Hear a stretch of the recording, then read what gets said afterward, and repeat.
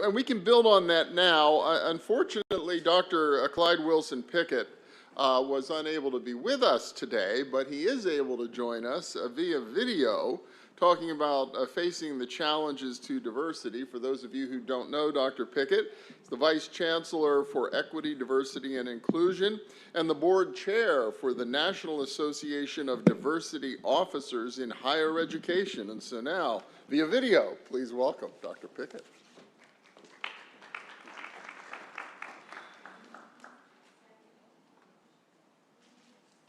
Well, greetings. It's good to be with you. For those I've not had an opportunity to meet, I'm Clyde Wilson Pickett, and I serve as Vice Chancellor for Equity, Diversity, and Inclusion and Chief Diversity Officer at the University of Pittsburgh. I wish to take the opportunity to thank the organizers of the Corporate Equity Inclusion Roundtable for giving me the opportunity to make this presentation, and I certainly wish to share that I extend my deep regrets for being unable to be with you today.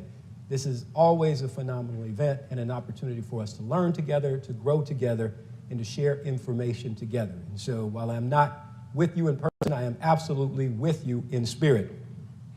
Today's opportunity for me to bring greetings and to deliver remarks focuses on the critical moment for diversity, equity, and inclusion. By trade and by career, I serve as a senior diversity officer, and my work has now touched 4 decades, having started this work in the mid-1990s.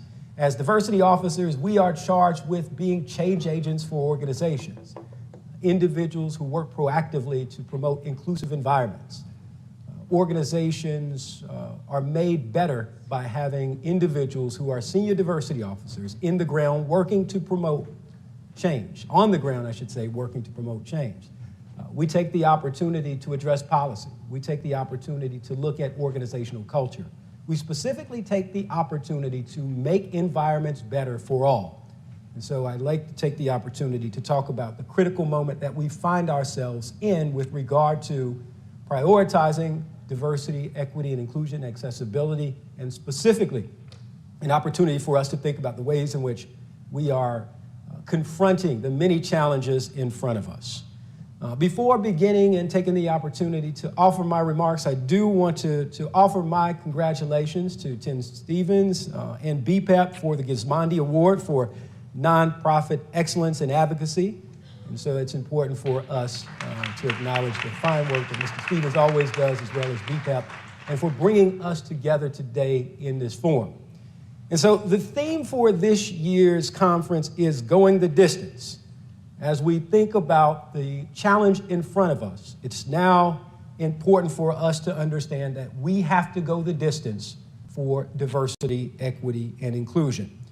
Our ability to go the distance, to stand in the gap, to push for change, provides an opportunity for us to, in many ways, confront the challenges and to respond to the work that others have prioritized to get us to this point. We know that this work did not start literally yesterday, but figuratively yesterday, in that there have been change agents for many decades and indeed many centuries, who we stand on their shoulders, who have progressed, prioritized, who have marched, who have made sacrifice, and stood in front of many organizations, stood in front of many individuals who would challenge our work and have been the individuals committed to moving this agenda forward.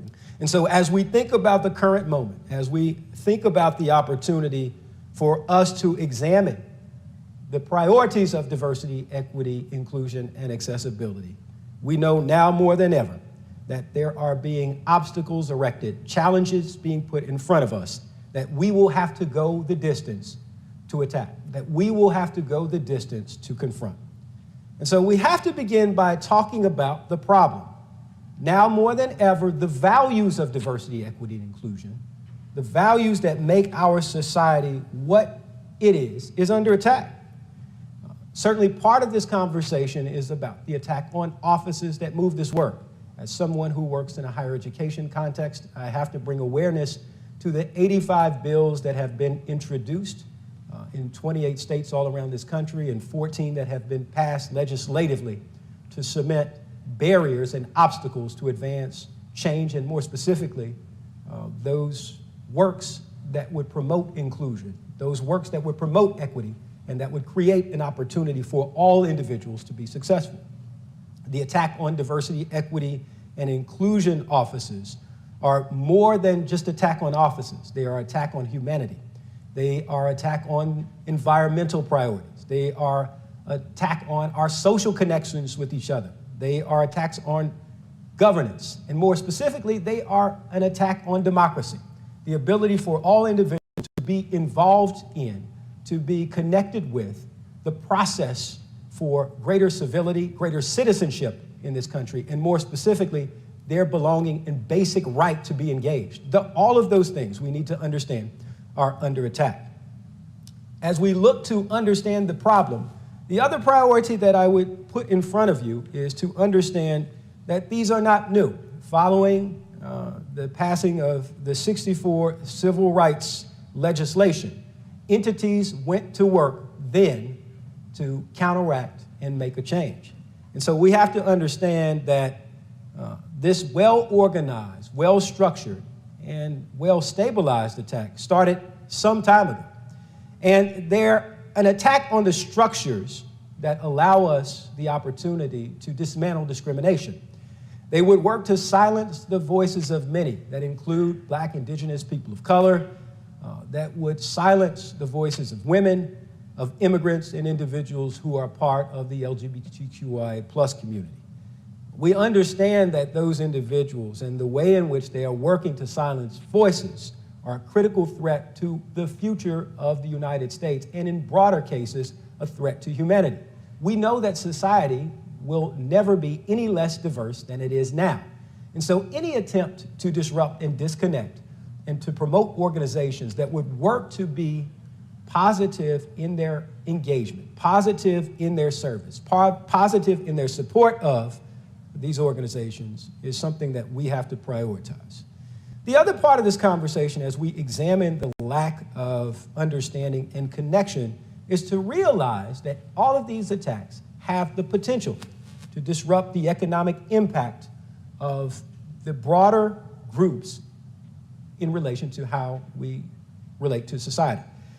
The effort to remove, to marginalize diverse populations from leadership, the opportunity for organizations and individuals to confront and limit diverse populations in education, as well as in labor pools, would do critical damage to our competitiveness as a nation, and more specifically, our ability to promote ingenuity and to be connected to others.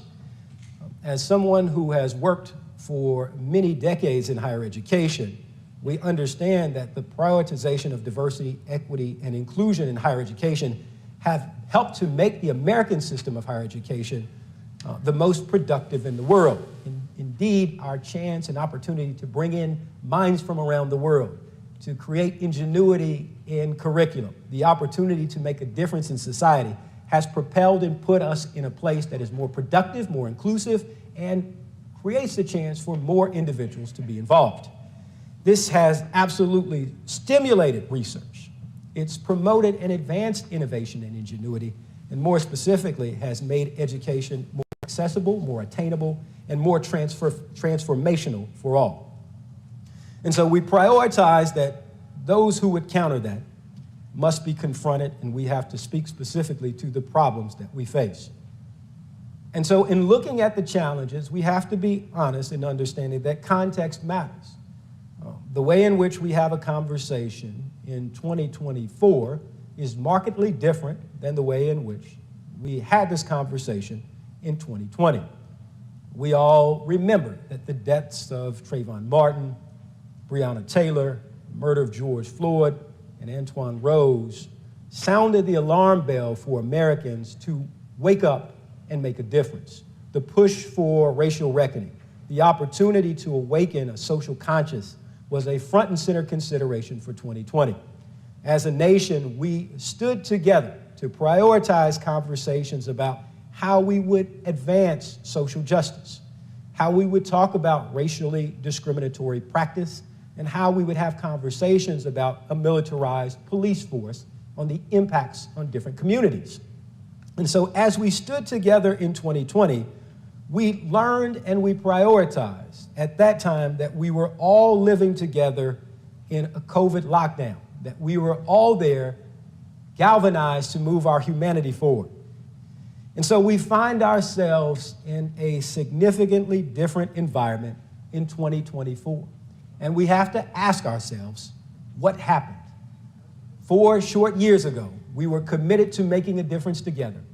And now we would have organizations and entities, and indeed legislators, who would call attention and would say that those things that we valued 4 short years ago are now things that we need to block, that we need to shut down, and that we need to terminate. And so we understand that priority for community, priority for diverse communities, priorities that bring us together often historically have promoted greater backlash. We understand that that backlash is often instigated by those individuals who would not want to share the wealth and would not want to share the opportunities with all. We understand that part of this conversation is being carried forward by political organizations and entities that would sow divide and that would sow and advance distrust because they saw what happened when we were together. In many cases, disinformation in social media and online and in media entities is being funded by those individuals from outside of our country that would promote their own interests and work to disrupt democracy. And so 4 years later, we are bombarded with negative messages that tell you that diversity, equity, inclusion is harmful. Negative messages that would tell you that diversity, equity, and inclusion doesn't work.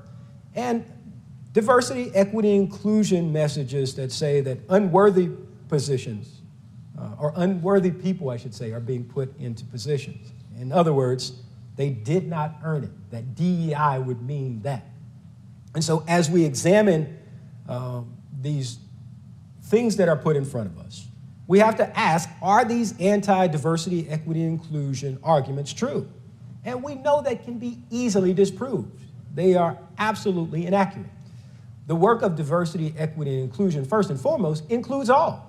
It is work that prioritizes a broad net and an opportunity to impact, to include, and to support people of all different identities. We have to understand that part of this discussion is to prioritize that all of these arguments have roots in structural racism and sexism. We know that meritocracy alone has never been a true pathway to opportunity and success of all, for all. We understand that historically speaking, those individuals and those entities that are wealthy, that are privileged, would want to continue the privilege that supports them. Those structures and systems have historically benefited those with healthy family connections, those individuals and those entities that have inherited wealth, those that have legacy hires, and in the case of higher education, legacy admission, and to prioritize the way in which they would dismiss the truth about socioeconomic factors, historical inequities, including the way in which race and religion have often impacted the ways in which we are engaged in society. These individuals who advance anti-DEI arguments presume that people of color, the members of the LGBTQI+ community, have little or no worth or influence on how society should make a difference. They assume and presuppose that those communities cannot succeed without quote-unquote handouts, and that they are less valuable in society, and in general, less valuable in the economy. And so as we look at those anti-DEI arguments and we think about going the distance, we have to prioritize what we need to do, how we step up to the plate, and how we take an answer. And so there are areas that we have to put attention on. We begin with the 3 areas of focus that we must lean into. First and foremost, persistence. Secondly, the way in which we lean into urgency. And then lastly, our prioritization around concentration. And so we begin with persistence. we know that the onslaught of attacks that would confront diversity, equity, and inclusion will be with us. The question will be, how persistent will we be in challenging what is in front of us? I implore you and all of those who are with us to understand that now more than ever, we need to stand together, and we need to do so in a persistent fashion. No matter how many forms of legislation are passed and in different areas, now is the time for persistence. Now is not the time to give up. While diversity, equity, and inclusion is being attacked, we understand that it is being attacked because it has been successful. As the old adage says, a hit dog will holler. And clearly, as a pet owner, I'm not suggesting that we hit animals, but I am saying that it's time for us to speak up and to speak out and to take action. We also must understand and emphasize that part of this discussion is to talk about urgency. We can't wait till tomorrow. Urgency, the persistence starts today. Tomorrow is too late. Our opponents, those individuals who have counteracted and confronted this work, started some time ago. They are well-funded, and they had a head start on us. In many ways, they have been playing chess, and we have been playing checkers. And so it's time for us to think about how we start today, because tomorrow is too late. We, too, must be organized. We, too, must marshal our resources together and understand that urgency starts with us prioritizing the now. And so I look forward to everyone here standing with us as we advance urgency. We also must prioritize the conversation about concentration. Each of us must focus on our messaging. We must understand that diversity, equity, and inclusion are values and priorities that impact all. We must focus on the advocacy of our work and how it impacts so many. Equity is about outcomes for all. We understand that no matter who you are, no matter where you come from, us putting a priority on equity in organizations provides a chance for us to think about how we are better in the outcome for all. Part of this conversation understands that we are casting a broad umbrella. We are working proactively to support veterans, including those individuals who are our wounded warriors. We are working proactively to think about the rural poor and the way in which some organizations and entities would divide us, dismiss the idea that diversity, equity, and inclusion has always included those in rural environments as well as those in urban environments. We understand that it also includes individuals of religious minorities, and how in many ways, faith perspective is a part of the conversation and something that we must amplify. There is a discussion about generational diversity, and absolutely this conversation includes those older Americans as well as those who are young, and us prioritizing the conversation on how we make organizations better for all, no matter where you are in your progression in age, is a part of the conversation. Freedom, we know, depends on protecting the rights of those individuals who are most at risk. And we have to prioritize that democracy requires equal access and participation of all. Certainly the benefits of our concentration impact our economy. When we are all invested, when we are all participating in the economy, all ships have the opportunity to be raised. And so we prioritize that diverse viewpoints drive innovation. Diverse teams drive innovation, and inclusion reveals new opportunities to advance new markets and new ideas. And so as we think about persistence, how we must step up and confront things now, as we prioritize the urgency in our engagement together, and as we think about the concentration of efforts, we know that we cannot stop moving forward. We collectively must lean into the work to support diversity, equity, and inclusion, and to understand that it is morally and ethically correct, that politically it is the right thing to do, that promotes greater citizenship and engagement, and that it also propels our organizations, and more specifically our society, forward economically. As we work to think about how we move forward, each of us in this room must share our successes, the way in which our diverse perspective, the way in which we have been included and the way in which equity has prioritized an opportunity for us to be in the room now, the way in which we learn from others, the way in which we continue to talk about with pride the benefits of diversity, equity, and inclusion. And so we must ask ourselves, how can we cultivate additional relationships that lean on the persistence, that lean and simplify and advance the conversation about urgency, and that prioritize concentration so that we can prioritize the work to advance our efforts and champion what we do. We also must prioritize self-care for those of us who are in this work and who are fighting this battle. We know that we have to prioritize self-sustainment and, more specifically, self-care to carry each other through the load. And so we have to check in on each other. The other parts of the conversation as I close is to prioritize that we are not alone and that we will not quit. And so as we move to end our talks and expand greater opportunity in how we champion diversity, equity, and inclusion, I challenge you to think about the way in which you will be a part of the persistence, the way in which you will propel your organizations to work proactively to make a difference, and more specifically, the way in which we understand that now more than ever that we cannot give up, that we are in this together. I wish to thank the organizers for giving me an opportunity to spend some time with you this afternoon. Of course, as an individual, I remain with you and committed to this work, and I look forward to all that we will do in the time ahead. I wish you well as we close the conference, and I look forward to seeing you in the summer, and all the best. Take care and be well.